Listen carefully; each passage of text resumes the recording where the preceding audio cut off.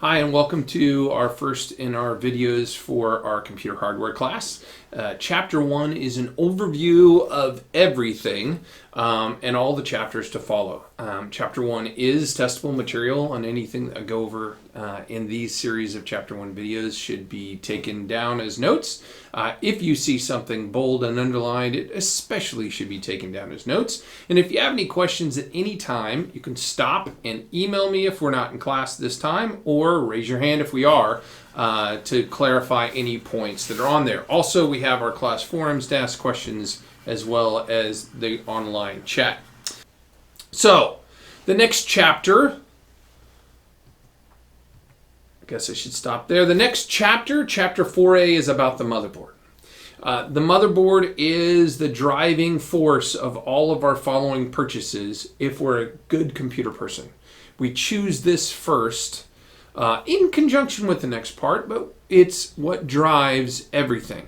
It's the largest and most important circuit board in the computer. It's called the main board, the motherboard, or the MOBO, which I've never said other than during this class. I call it the motherboard.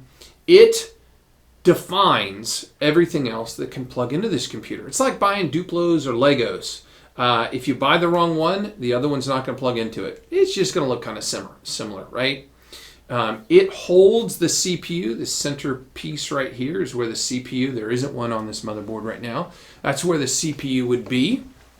And the motherboard is what connects everything together. It's the nervous system of the computer. It connects everything together so it can talk to the CPU. If it doesn't connect to the motherboard, it's not part of the computer. If it doesn't connect to the motherboard, not part of the computer in some way. It can be a wireless connection through the motherboard, it can be a physical connection to the motherboard, but the motherboard is what lets everything talk to the CPU. It is the body. If the case is the body, then the motherboard's the nervous system, circulatory system. Pick a system that makes us live. It's what connects it all together. So it's extremely important, and there's some parts of the motherboard that we're going to need to understand in this chapter. So the motherboard has what's called a form factor. It has a size, it has a shape, it has certain plugs in it that define where it can go, what it can do, what can plug into it, what can work with it, okay? And I said on here, vehicle form factors, you might think of it as like a truck, an SUV, a sedan, a coupe. They're not the same, right? You can't put a motorcycle engine into a Ford F-150. It's a different form factor. They're both vehicles. That doesn't mean the parts are interchangeable, right? So the form factor decides the general size and shape, and PC components have form factors just like vehicles do. This course, we're using what's called the ATX form factor. There are others. ATX is the most common. It's the most used. I would say 95% of computers out there that aren't little tiny micros or something like that are ATX or some form of ATX form factor. It determines everything else that plugs into it. That form factor does.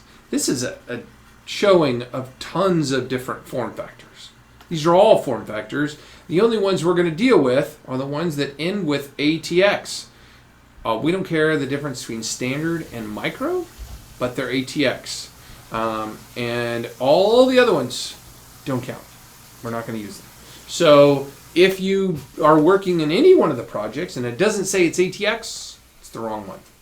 So ATX form factor is what we use in this class. Motherboard and the form factor determines the two most important components that connect in it and make up our computer. And those are the CPU and the memory. They're not all the same. They're not all equal. They're not all the same size, the same shape. They have different form factors, just like the engine in a car, the engine in a truck, the engine on a motorcycle. They're different form factors, and they don't all go together. So we'll learn in Chapter 4 about the different form factors and about how those things impact the follow-on purchases and things that we can put on our computer. Things that we need to take away from this chapter, Chapter 1, we don't need to know every single one of these parts. Don't need to know them. You'll know them by the end of Chapter 4. But in Chapter 1, we need to know a little bit of the basics, kind of where some things plug into it. So there are 4 things to take away on motherboards right now on this section. And I'm going to go ahead and highlight those 4 things. Okay, these 4 areas of a motherboard, we need to be able to identify what they are. The one in red is labeled back panel connectors. Those are those things at the back of your computer that allow us to plug directly in. Our USB, our keyboard, our sound, sometimes our video. All those things are plugged into the back panel connectors. And they are generally in the top left corner of an ATX motherboard. That's one of the things that defines ATX, is the fact that it's always on the left-hand side and it's always on the top. Right behind that back panel connectors is the CPU socket inside this orange box right here. I can kind of go back and forth and show you the box show up. Inside that orange box is the CPU socket. It's always right there. Back panel, CPU socket, always on an ATX motherboard. Not always on other motherboards, but always on an ATX motherboard. So that is one kind of CPU connector. It doesn't have to look like that. If you remember what the picture was, the last one didn't look like that at all. And that's part of the form factor of the motherboard. Not only does it have to be ATX, but then we have different sockets inside it. And that's where the CPU socket is. Regardless of what it looks like, that's where it is. And it's square or rectangular in size. And you can see that right there. Directly behind that in blue, are the memory slots. In this case, this motherboard has 4 memory slots. You can see 2 of them are yellow, 2 of them are red. And those spots, let's see if I can point good. Oh, my hand disappears. Look, those spots are where we put it on a memory. And it always goes back panel, CPU, memory slot. I'm going the wrong way though. All right. Back panel, CPU, memory slot, because it's reversed from what I'm looking at on my screen. So they always go in that order. Every ATX does. Now, it could have 2 memory slots. It could have 8 memory slots. It could have 4 memory slots like this one does. But it always goes back panel, CPU, memory slots. That's part of the ATX design and definition. The last part is below that. And this will look incredibly different. And what did I do? A brownish green color down there?